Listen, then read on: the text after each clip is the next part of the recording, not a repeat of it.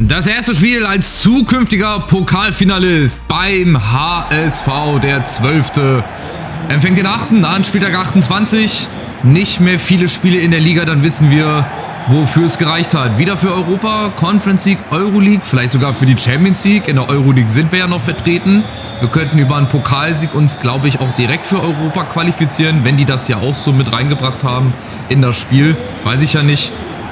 Ich hoffe auf jeden Fall, dass es ein bisschen entspannter wird. Gegen Hamburg wird es, glaube ich, auch nicht, aber gegen Gladbach, das war schon sehr wild phasenweise. Also ganz, ganz komischer Spielverlauf. Wir haben halt unsere 3 großen Chancen, die wir hatten, genutzt, sind ins Finale eingezogen, treffen dann dort auf Borussia Dortmund. Also große Chance da, nach langer, langer Zeit mal wieder einen Titel zu gewinnen. Ich glaube, Münster hat noch gar keinen Titel gewonnen. Also wäre es für Münster der erste in der Vereinsgeschichte. Hätte ich bei Beginn dieser Karriere niemals gedacht. So, und jetzt möchte ich auf jeden Fall ein bisschen forscher auftreten. Ein bisschen selbstbewusster, ein bisschen mehr nach vorne. Zielstrebiger und natürlich auch im Abschluss stark. Und Wanner fängt gleich mal an. Die erste Chance, guter Schuss. Nicht sonderlich hart.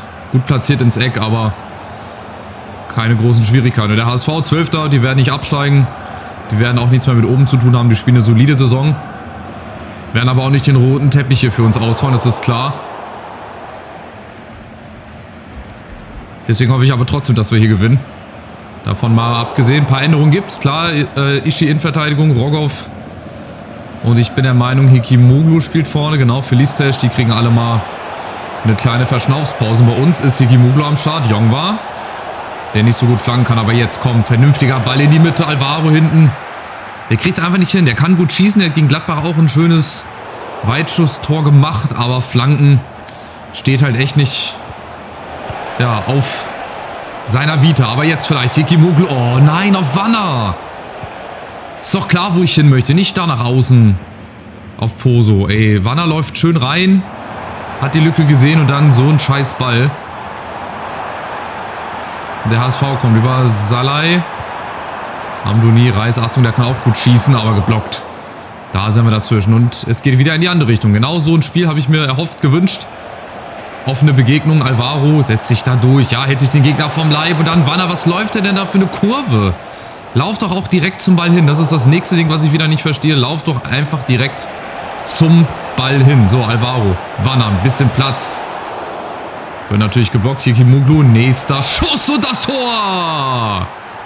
Mustafa Hikimoglu, 1:0. Nach 20 Minuten, der Greedy vor unserer Fankurve, die offensichtlich alle auf dem Zaun sitzen, so wie ich das gerade im Hintergrund gesehen habe. Und dann ist er einmal durch. Kein Gegenspieler, der mir da vor der Linse steht, der den Ball abblockt, wie sonst halt doch üblich. Und ich glaube, Heuer Fernandes im Tor sieht so aus. Hat da keine Chance. Und mich freut das auch für Hikimoglu, der ja auch nicht viel spielt. 14 Spiele hat er bislang nur gemacht. Aber das ist auch ein aufkommendes Nachwuchstalent, das auch noch stärker wird. Ja, der kriegt eine höhere Gesamtstärke, mindestens mal über eine 80, wenn dann sogar nicht an die 90 ran, wenn ihr ihn regelmäßiger auch trainiert, also mit in diesen Trainingsmodus reinnehmt. Das mache ich natürlich nicht. Aber wenn ich das regelmäßiger gemacht hätte, wäre er wahrscheinlich auch schon ein bisschen weiter. Sei es drum. Da ist er schon wieder, Hikimoglu, diesmal mit der schönen Vorlage. Alvaro! Doppelschlag! Oh, ist das wichtig. 25. Minute, 2:0, direkt mal ein Tor nachgelegt. Habt ihr da hinten gesehen? Guck mal, die stehen alle. Entweder auf der Bande da oder auf unsichtbaren Bänken, Tribünen, keine Ahnung. Aber das ging halt auch zu einfach. Ein Ball hinter die Abwehr, die Hamburger unsortiert und dann Alvaro hinein ins Glück. Guter erster Kontakt und dann mit links schön rein, abschlussstark. Wenn ich es mir hätte ausmalen können, dann hätte ich so einen Spielverlauf gerne genommen. Bislang. Sieht gut aus, wir spielen gut nach vorne, sieht auch sehr zielstrebig aus. Weil wir halt auch den Platz haben phasenweise. Ne? Die Hamburger auch mit einer Dreierkette.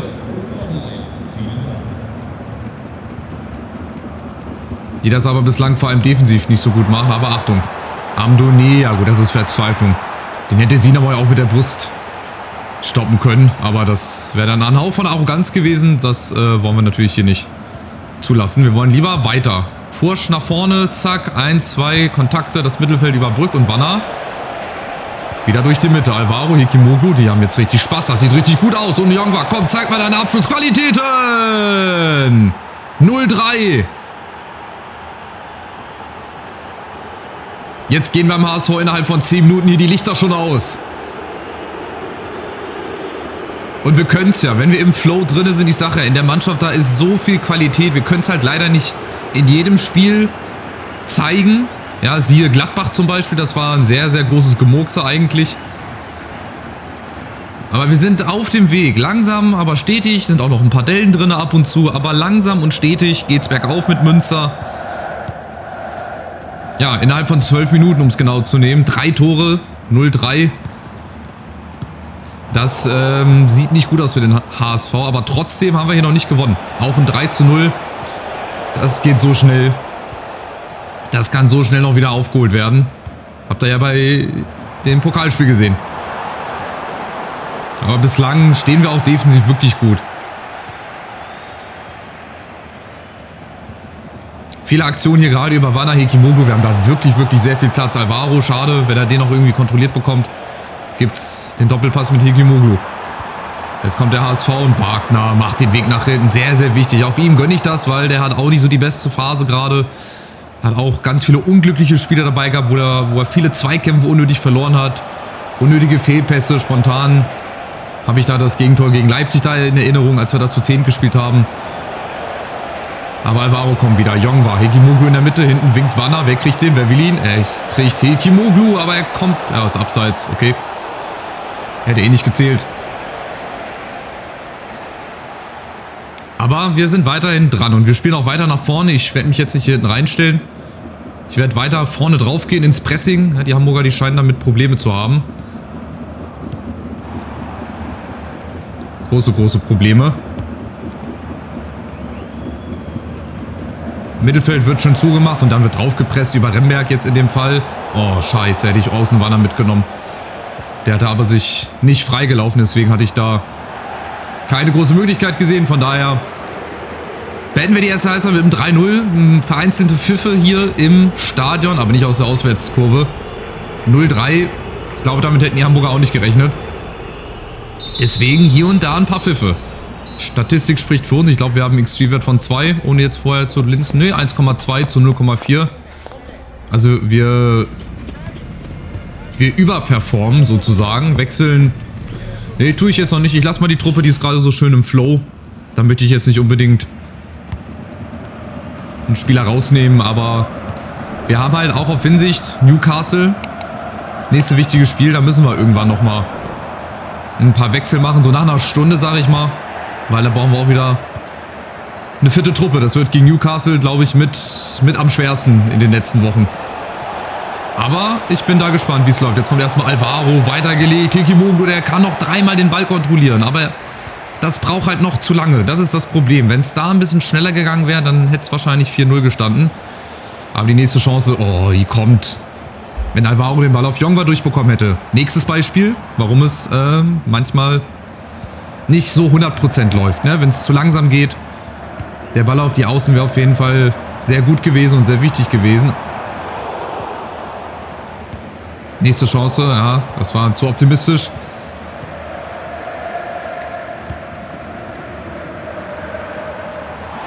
Aber trotzdem weiterhin hier in den Zweikämpfen drin bleiben.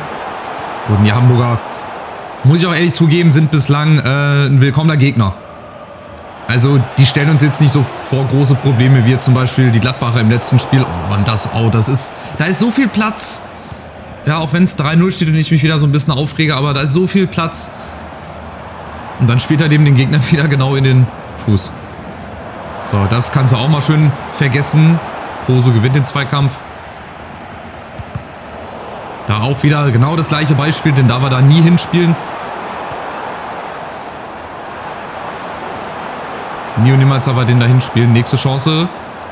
Rogoff ist dazwischen. Und verlieren wir den Ball. Komm, Sinamoi, komm schnell hoch. Da haben wir Glück. So, jetzt können wir mal wechseln. Ist ja eine Stunde ungefähr rum. Da sind auch wieder, auch wenn es gut läuft, Sachen mit dabei, ey. Hier Karamoko zum Beispiel. Für Wanner. Vorne können wir mal Castanaras wieder reintun. Linke Seite ist für Grodowski reserviert. Kava für Poso. Wen haben wir noch? Cool ist für Friedrich, der kann auch mal wieder spielen. Der ist auch schon seit Karrierenbeginn mit dabei. Und dann wird es jetzt die letzte Aktion für Jongwa. Ja, läuft sich fest. Das klappt halt auch nicht immer wie gegen Gladbach da, dieser Durchbruch. Die Hamburger kommen über Voliki. Ja, zu leicht verteidigt, aber die Flanke, die darf nie ankommen und dann verhungert er in der Luft.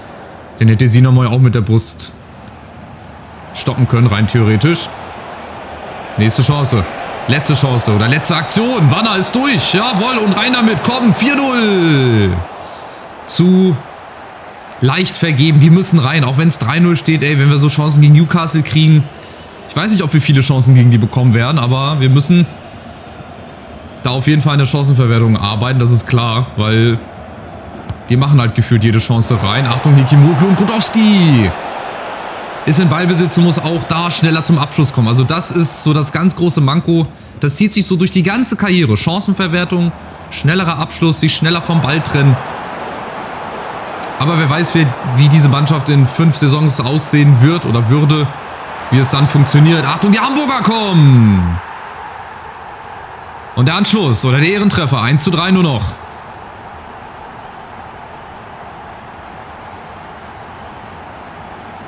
Und wieder, glaube ich, aus einem gegnerischen oder aus unserem Eckball.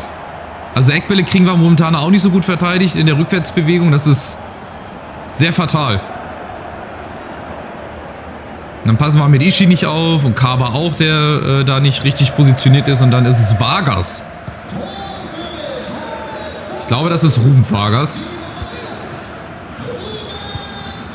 Ja, vielen Dank für die Bestätigung. Also müssen wir jetzt hier nochmal 20 Minuten fokussieren. Auch mit den neuen Leuten jetzt, die reingekommen sind. Karamoko unter anderem, auch ein junger Spieler. Ihr seht das, schöne, enge Ballführung. Und dann hat er ein bisschen Pech, dass der Ball da leider nicht durchkommt. Das wäre eine gute Chance gewesen.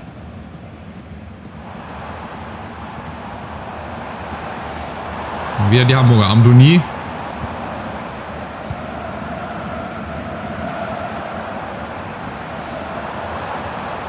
Und Poreba, jetzt viele Ballaktionen. Wir müssen eigentlich jetzt hier nur mit verschieben. Und irgendwann muss halt irgendwie einer draufgehen. Rembeck macht das in dem Fall und dann haben wir den Ball.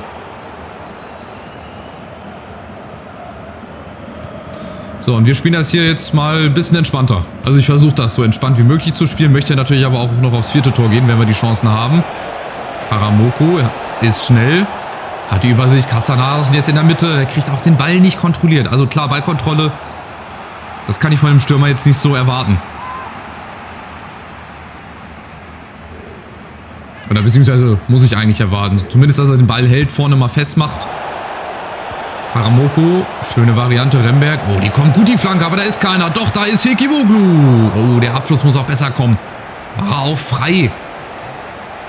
Da müssen sie irgendwann hinkommen. Guck mal, das sind Chancen ins lange Eck. Boah, dann steht es 4-1, dann ist das Ding endgültig durch. So bleibt halt immer noch so ein bisschen die Frage, ob die Hamburger nicht doch nochmal rankommen. Grodowski geklärt, Castanaras kommt nicht ran, aber ich glaube, jetzt sind noch 7 Minuten zu spielen. Wir sind im Ballbesitz, weit weg von unserem eigenen Tor. Das müsste eigentlich reichen. Ich gehe trotzdem noch aufs 4. Karamoko, Hikimoglu, der hat auch wieder viel Platz. Ja, guter Abschluss. Guter erster Kontakt, gute Drehung. Mit links ist halt nicht so seine Stärke.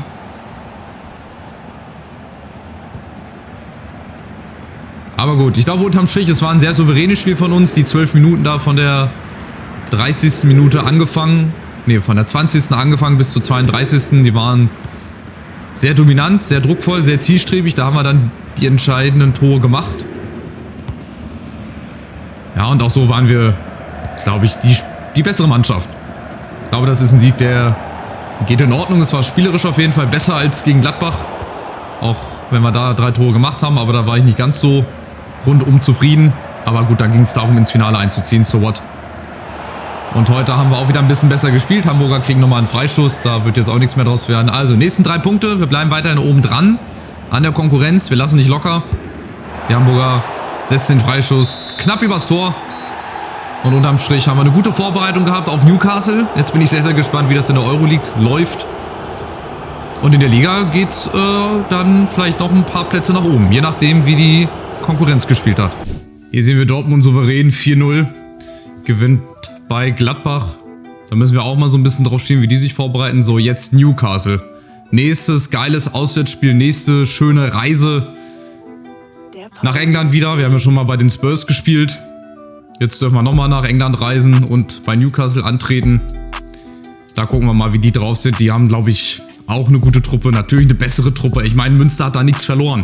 Im Normalfall. Aber was ist schon normal?